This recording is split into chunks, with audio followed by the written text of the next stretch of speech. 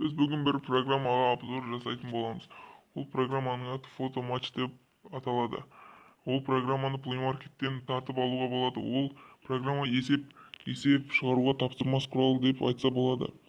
Ол программаға кіреміз. Кірген соң камераны суретін басамыз.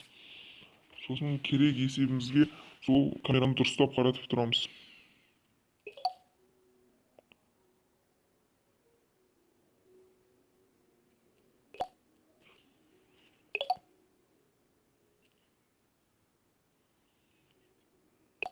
Осылай шығады. Содан кейін қызылды басамыз. Содан кейін міне осы өзінің амалдарымен жауабы тұрады. Бұл өте мықты программа.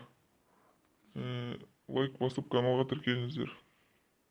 Және де ана қоңырауды басуды ұмытпаңыздар.